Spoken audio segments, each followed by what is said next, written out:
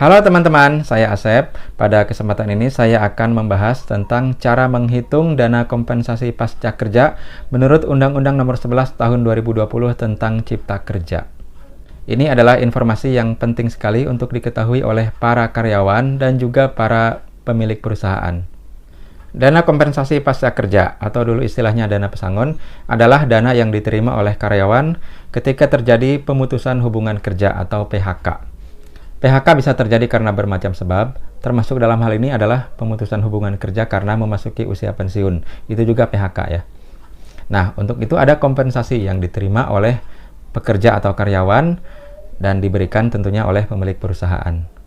Aturan mengenai dana kompensasi pasca kerja dulu diatur dalam Undang-Undang Nomor 13 Tahun 2003. Tapi sejak tahun 2020 diatur oleh Undang-Undang Nomor 11 Tahun 2020 tentang Cipta Kerja.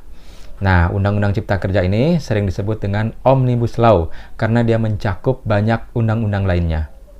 Undang-Undang Cipta Kerja disahkan pada tanggal 2 November 2020, tapi karena ini undang-undang yang tergolong kontroversial ya pada saat penyusunannya, maka banyak orang menggugatnya kemudian ya ke MK atau Mahkamah Konstitusi, terutama oleh para buruh. Dan akhirnya setahun kemudian putusan MK keluar dan isinya agak unik ya. Karena undang-undang ini dinyatakan inkonstitusional bersyarat. Oh, apa itu? Ya. Jadi kata MK ya, undang-undang ini harus diperbaiki dalam waktu 2 tahun sejak putusan MK itu keluar. Nah, dalam waktu 2 tahun ini ya, undang-undang ini masih berlaku gitu. Jadi inkonstitusional tapi masih berlaku selama 2 tahun ke depan sampai diperbaiki. Jika dalam 2 tahun tidak diperbaiki, maka ya yang berlaku adalah undang-undang sebelumnya.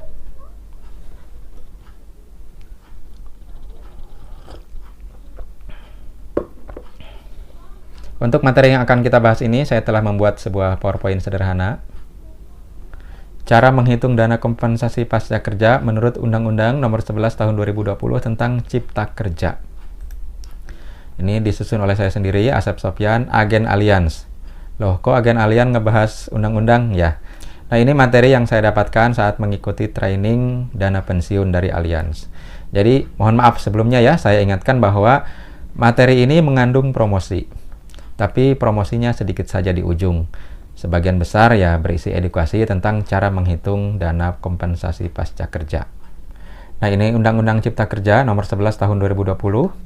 Lalu satu lagi kita akan bahas turunan dari undang-undang ini, yaitu Peraturan Pemerintah Republik Indonesia Nomor 35 Tahun 2021 tentang perjanjian kerja waktu tertentu, alih daya, waktu kerja dan waktu istirahat, dan pemutusan hubungan kerja. Mengenai cara menghitung dana kompensasi pasca kerja dalam undang-undang ini dibahas di pasal 81. Kita lihat ya. Nah, di bab 4 ketenagakerjaan bagian ke-1 umum pasal 80. Di sini ada beberapa undang-undang terdahulu yang diubah atau dihapus atau ditambahkan pengaturan baru. Antara lain Undang-Undang Nomor 13 Tahun 2003 tentang ketenagakerjaan. Nah, ada di pasal 81. Beberapa ketentuan dalam Undang-Undang Nomor 13 Tahun 2003 tentang ketenagakerjaan diubah sebagai berikut. Jadi, dalam Undang-Undang Cipta Kerja ini, sebuah undang-undang dibahas dalam satu pasal. Tadinya sebuah undang-undang di sini menjadi satu pasal. Tapi tidak semua pasal di undang-undang sebelumnya itu diubah ya, atau dihapus atau diperbaiki. Tidak. Jadi, hanya yang disebutkan saja yang itu mengalami perubahan. Misalnya ini pasal 13 ya, berarti pasal 1 sampai 12-nya tetap. Anda bisa membaca pasal-pasal berikut ini ya, tapi saya telah meringkasnya dalam materi PowerPoint saya. Pertama, tentang jenis perjanjian kerja. Dalam undang-undang ini dinyatakan ada 2 jenis perjanjian kerja, yaitu PKWT, perjanjian kerja waktu tertentu, atau dengan kata lain karyawan kontrak, dan PKWTT, perjanjian kerja waktu tidak tertentu. Nah, ini yang merupakan karyawan tetap. Dasarnya adalah di Undang-Undang 11 2020 pasal 81 tentang perubahan Undang-Undang Nomor 13 Tahun 2003 pasal 56. Lalu di aturan turunannya PP Nomor 35 Tahun 2021 pasal 1 ayat 11. Status perjanjian kerja apakah PKWT atau PKWTT itu menentukan cara menghitung dana kompensasinya. Lanjut, perusahaan alih daya atau outsourcing ya. Selama ini kan cenderung perusahaan alih daya itu karyawannya adalah karyawan kontrak. Nah, tapi di undang-undang ini dinyatakan bahwa hubungan kerja antara perusahaan alih daya dengan pekerja atau buruh yang dipekerjakan didasarkan pada PKWT atau PKWTT. Jadi, karyawan di perusahaan alih daya itu bisa saja statusnya karyawan kontrak, bisa juga karyawan tetap. Artinya karyawan tetap pada perusahaan alih daya itu. Mungkin untuk pemakaiannya bisa ganti-ganti ya di perusahaan rekanan gitu. Tapi di perusahaan alih daya itu sendiri dia bekerja sebagai karyawan tetap. Oke. Nah, ini dasarnya ya, silahkan dibaca. Anda bisa cek sendiri nanti di undang-undangnya. Lalu kompensasi pasca kerja untuk PKWT, karyawan kontrak ya. Nah, ada rumusnya yaitu lama bekerja dinyatakan dalam bulan dibagi 12 dikali 1 bulan upah. Misalnya seorang karyawan PKWT bekerja selama 1 tahun atau 12 bulan. Berarti kompensasi untuk dia adalah 12 dibagi 12 yaitu 1 dikali 1. Ya, sama dengan 1 bulan upah. Kalau dia bekerjanya selama 2 tahun berarti lama bekerjanya 24 bulan dibagi 12 sama dengan 2 kali 1 bulan upah. Berarti untuk dia adalah 2 bulan upah. Jadi untuk setiap 1 tahun masa kerja, kompensasinya adalah 1 bulan upah. Bagaimana kalau bekerjanya setengah tahun? Berarti setengah bulan upah.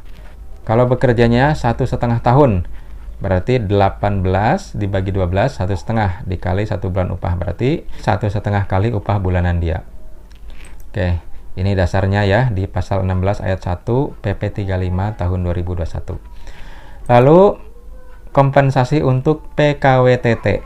Nah, untuk karyawan dengan perjanjian kerja waktu tidak tertentu alias karyawan tetap, ada 3 kompensasi yang dia terima. Pertama, uang pesangon. 2, uang penghargaan masa kerja. 3, uang penggantian hak yang seharusnya diterima. Nah, kenapa istilahnya sekarang kompensasi pasca kerja, bukan uang pesangon? Karena uang pesangon hanya salah satu dari komponen uang kompensasi pasca kerja. Selain pesangon ada uang penghargaan masa kerja dan ada uang penggantian hak. Ini dasarnya undang-undang dan PP ya disebut. Silahkan dicek sendiri. Selanjutnya, komponen upah. Ada upah pokok dan tunjangan tetap yang diberikan kepada pekerja atau buruh dan keluarganya. Ini dasarnya. Selanjutnya, uang pesangon. Berapa besarnya uang pesangon? Tergantung masa kerja. Kita lihat ya. Nah, untuk masa kerja kurang dari 1 tahun, pesangonnya adalah 1 bulan upah. Masa kerja 1 tahun sampai dengan kurang dari 2 tahun, uang pesangonnya 2 bulan upah, dan seterusnya ya. Paling tinggi 8 tahun atau lebih, maka uang pesangonnya 9 bulan upah. Ini dasarnya ya. Lalu selanjutnya, uang penghargaan masa kerja. Ini juga didasarkan pada masa kerja atau lamanya bekerja. Kita lihat. Nah, masa kerja 3 tahun sampai kurang dari 6 tahun, uang penghargaan masa kerjanya adalah 2 bulan upah. Lalu 6 sampai kurang dari 9 tahun, 3 bulan upah. Dan seterusnya, 24 tahun atau lebih, 10 bulan upah. Di sini ada watermark asuransibiru.com, itu blog saya untuk jual asuransi ya. Artikel ini juga ada di blog tersebut. Ini dasarnya. Selanjutnya, uang penggantian hak meliputi cuti tahunan yang belum diambil atau belum gugur, biaya atau ongkos pulang untuk pekerja, buruh dan keluarganya ke tempat di mana pekerja atau buruh diterima bekerja. 3, hal-hal lain yang ditetapkan dalam perjanjian kerja, peraturan perusahaan atau perjanjian kerja bersama. Ini dasarnya. Selanjutnya, besaran kompensasi berdasarkan sebab PHK. Uang kompensasi itu tergantung di PHK-nya karena apa. Kita lihat ada di tabel ini. Oke, tabelnya cukup banyak ya. Saya akan perlihatkan di file yang lain.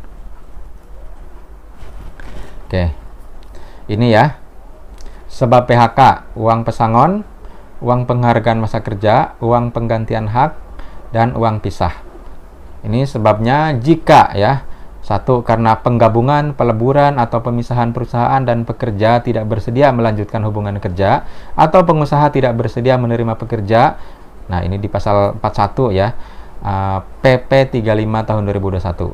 Maka uang pesangonnya 1 kali dari peraturan yang ada, Lalu uang penghargaan masa kerja 1 kali, uang penggantian hak. Untuk uang pisah tidak ada. Jika PHK-nya karena pengambil alihan perusahaan, ini disebutkan di PP 35 pasal 42 ayat 1, maka uang pesangonnya 1 kali, uang penghargaan masa kerja 1 kali, uang penggantian haknya 1 kali. Lalu jika PHK-nya itu karena pengambil alihan perusahaan dengan perubahan syarat kerja dan pekerja tidak bersedia melanjutkan hubungan kerja, maka uang pesangonnya itu setengah kali. Untuk UPMK-nya semuanya 1 kali ya, dan UPH-nya 1 kali. Kemudian jika perusahaan melakukan efisiensi karena mengalami kerugian, nah uang pesangonnya setengah kali.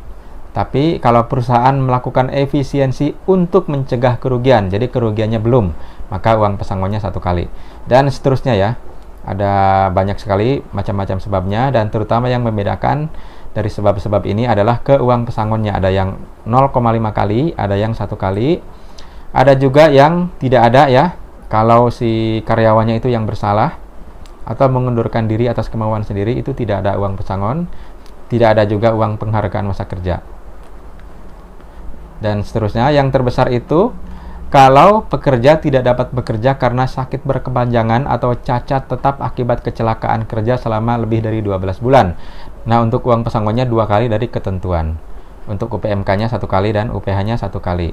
Lalu jika pekerja mencapai usia pensiun normal, misalnya usia 56 atau 58, ya, maka kompensasinya adalah 1,75 kali dari uang pesangon. Dan 1 kali UPMK dan 1 kali UPH. Terakhir, jika pekerja meninggal dunia, maka pesangonnya 2 kali. UPMK 1 kali dan UPH 1 kali. Ini dasarnya ya, dari PP 35 2021 pasal 41 sampai pasal 57. Diterangkan semua ini. Selanjutnya, nah, rumus kompensasi pasca kerja. Di sini ada tabel masa kerja, uang pesangon, uang penghargaan masa kerja, lalu sebab-sebab pensiun ya, pensiun normal, lalu PHK karena cacat atau meninggal, PHK normal, perusahaan rugi atau pailit. Nah, dengan rumus ini bisa langsung diketahui berapa kompensasi pasca kerja yang diterima oleh karyawan dengan menghitung masa kerjanya dan juga sebab PHK-nya apa. Misalnya karyawan bekerja selama 10 tahun dan sebab PHK-nya karena cacat atau meninggal, maka kompensasi pasca kerja yang diterimanya adalah 22 bulan upah. Atau ada karyawan sudah bekerja selama 15 tahun dan dia PHK karena perusahaannya rugi atau pailit, maka kompensasi yang diterima adalah 10,5 bulan upah. Nanti kita akan berikan contoh-contoh lainnya ya. Kewajiban perusahaan membayar kompensasi. Menurut Undang-Undang Cipta Kerja ini, uang kompensasi PHK wajib dibayarkan kepada pekerja apapun kondisi perusahaan, termasuk walaupun mengalami kerugian terus-menerus dan bangkrut. Jika kompensasi tidak dibayarkan, maka pengusaha dapat dikenai pidana penjara paling lama 4 tahun dan atau denda paling banyak 400 juta rupiah. Jika perusahaan telah mengikut sertakan para pekerjanya pada program dana pensiun, tapi saat terjadi PHK ternyata dana yang disiapkan kurang dari yang seharusnya, maka perusahaan wajib menanggung kekurangan uang kompensasi tersebut. Nah, ini dinyatakan di Undang-Undang Cipta Kerja pasal 185 ya, di perubahannya ini, dan juga PP 35 pasal 58. Nah, ini bedanya dengan Undang-Undang Ketenagakerjaan sebelumnya. Yang sebelumnya itu tidak ada informasi tentang sanksi bagi pengusaha yang tidak membayar uang kompensasi. Di Undang-Undang Cipta Kerja, sanksinya dinyatakan dengan jelas. Oke, selanjutnya kita akan berikan contoh. Bapak AZ telah bekerja selama 20 tahun di perusahaan B. Suatu ketika, perusahaan melakukan perampingan karyawan atau efisiensi untuk menghindari kerugian akibat pandemi. Dan Bapak AZ termasuk yang terkena PHK. Gaji tetap, pokok maupun tunjangan terakhirnya sejumlah 10 juta per bulan. Berapakah kompensasi yang berhak dia terima? Nah, karena Bapak AZ ini kena PHK karena efisiensi untuk mencegah kerugian, maka uang pesangonnya itu 1 kali ya. Dan uang penghargaan masa kerja 1 kali. Nah, ini jawabannya ya. Kompensasinya adalah 1 kali uang pesangon ditambah uang penghargaan masa kerja sama dengan 9 tambah 7 sama dengan 16 bulan upah. Dan upahnya 10 juta per bulan, berarti kompensasinya adalah 160 juta. Ini bisa dilihat juga di rumus yang tadi ya. Nah ini ya. Dia bekerja selama 20 tahun, lalu sebabnya karena PHK normal ya masuknya, maka 16 kali upah bulanan. Selanjutnya contoh kedua, 2 tahun kemudian perusahaan B bangkrut dan semua karyawan di PHK. Di antaranya ada karyawan yang telah bekerja selama 22 tahun dengan gaji terakhir 10 juta per bulan. Kita nyebutnya 10 juta aja ya, biar gampang ngitungnya. Berapakah kompensasi yang berhak dia terima? Nah ini perusahaannya bangkrut atau pailit ya. Maka uang pesangonnya itu setengah kali. Ditambah UPMK 1 kali, maka hasilnya adalah 4,5 ditambah 8 sama dengan 12,5 bulan upah. Sama dengan 125 juta. Lebih kecil ya kalau perusahaannya bangkrut. Tapi bagaimanapun tetap wajib membayarkan kompensasi kepada karyawan yang kena PHK. Contoh 3. Bapak ZA telah bekerja di perusahaan C selama 5 tahun lebih. Suatu ketika dia mengalami sakit keras berkepanjangan yang menyebabkan dia tidak bisa bekerja selama lebih dari 12 bulan. Gaji tetap terakhirnya adalah 10 juta per bulan. Berapakah kompensasi yang berhak dia terima? Nah ini karena sebabnya adalah sakit keras berkepanjangan, maka uang pesangonnya itu 2 kali. Nah ini untuk karyawan yang bekerja selama 5 tahun sampai kurang dari 6 tahun, uang pesangonnya adalah 6 bulan upah. Jadi di sini 6 bulan kali 2, 12. Ditambah 2. UPMK-nya cuma 2 ya, sama dengan 14 bulan upah. Lalu contoh berikutnya, Bapak AL telah bekerja untuk perusahaan D selama 25 tahun dan kini saatnya dia memasuki usia pensiun. Anggaplah gaji terakhirnya 10 juta. Berapakah kompensasi yang dia terima?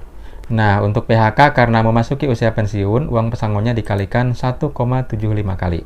Jadi, 1,75 kali uang pesangon ditambah uang penghargaan masa kerja yang itu sudah maksimal ya karena dia bekerja selama 25 tahun.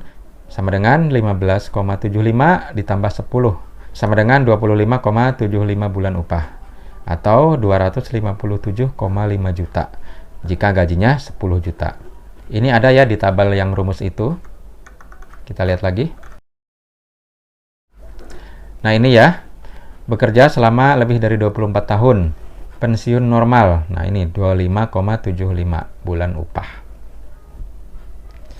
Nah, selanjutnya bagaimana cara mempersiapkan dana kompensasi pasca kerja? Nah, ini adalah PR bagi si pemilik usaha atau si bos ya. Karena merupakan kewajiban pengusaha. Jadi, si pengusaha inilah yang harus mempersiapkan dana agar ketika karyawannya ini kena PHK, apapun sebabnya, maka si pengusaha sudah siap dananya. Bagaimana cara mempersiapkannya? Ya, cara terbaik untuk mempersiapkan dana kompensasi pasca kerja adalah sejak awal karyawan itu masuk ke perusahaan sudah diikutkan dalam program PDKP, program dana kompensasi pasca kerja.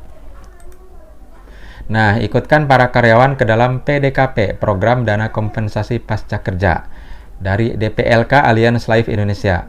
Nah, Allianz Life Indonesia termasuk sedikit perusahaan asuransi jiwa di Indonesia yang menyediakan DPLK dengan program PDKP ya. Program ini sebaiknya diberikan kepada karyawan sejak karyawan itu mulai masuk bekerja. Jadi dipersiapkannya sejak awal ya, supaya cicilannya lebih ringan. Kalau baru dipersiapkan menjelang pensiun, tentunya dananya akan besar sekali gitu ya. Nah, fitur-fitur dari PDKP Allianz Life Indonesia antara lain dana dialokasikan atas nama perusahaan, jadi pool fund.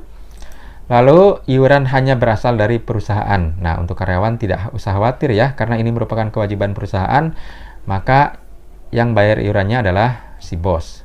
Dan untuk pemilik perusahaan, jangan khawatir juga ya, karena iuran ini dapat menjadi pengurang pajak perusahaan atau PPh badan.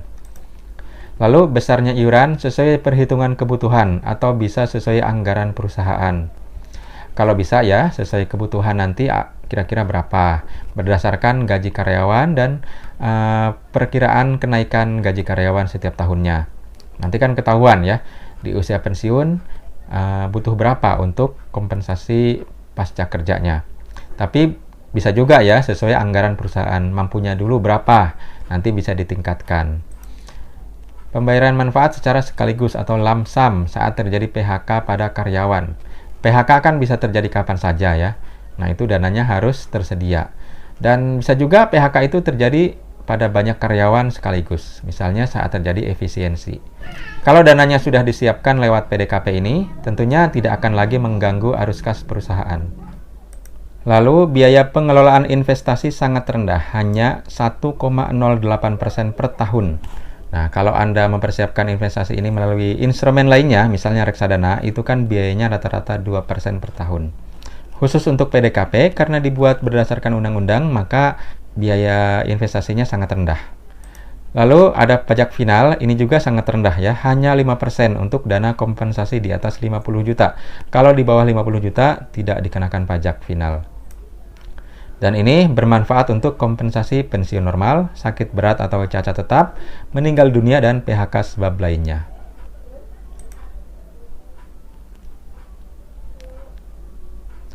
Oke, terima kasih atas perhatian Anda telah menyimak video ini sampai selesai. Kita ngopi dulu ya.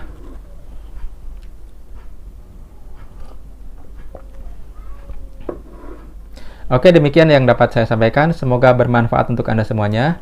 Untuk konsultasi mengenai PDKP dan juga program persiapan dana pensiun lainnya, silakan menghubungi saya secara langsung di kontak berikut ini.